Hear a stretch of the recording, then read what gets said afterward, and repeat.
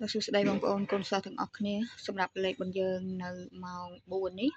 គឺយើងអត់បានចូលទេវាដើរខ្ទប់ប៉ែតណាចាហើយប៉ែតវាចូលក្នុងយសពរបស់យើងយសពឃើញពោះដែរចាម៉ោង3កន្លះនោះយើងបានចូល44យើងបានចូលខ្ទង់5ដូចជា3គ្រាប់ណាបងប្អូន3គ្រាប់ក៏2គ្រាប់ទេនិយាយភ្លេចចា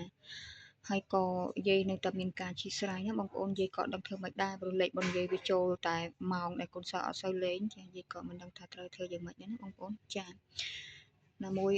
លេខគឺគេជាអ្នកចាញ់ហើយយាយគឺជាអ្នកផ្ដល់អញ្ចឹងទៅយាយអត់អាចកំណត់ម៉ោងកំណត់ពេលវេលាសម្រាប់ឲ្យកូនសិស្សបានទេអញ្ចឹងយាយមានតែការសុំអធិស្ឋានតែប៉ុណ្ណឹងចាហើយក៏យាយជូនពរបងប្អូនកូនសិស្សទាំងអស់គ្នាសម្រាប់លេងនៅម៉ោងផ្សេងគឺយាយជូនពរណាចាសូមឲ្យមានលេខមានជ័យហេង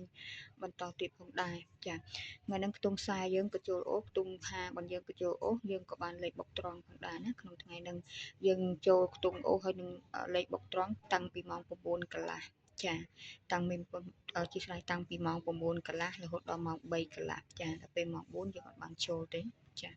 គាត់ថាវាចូលខ្ទង់ប៉ែតតែប៉ែតយាយអត់បានផ្ដល់ឲ្យទេគាត់និយាយចាប់ប្រាប់ជាប្រស្នាចាអញ្ចឹងយាយមានតែការជាស្រ័យណាហើយក៏យាយជូនពរសម្រាប់អ្នកលេងមកបន្តទៀតសូមមានលេខមានជ័យហេងផងដែរអរគុណ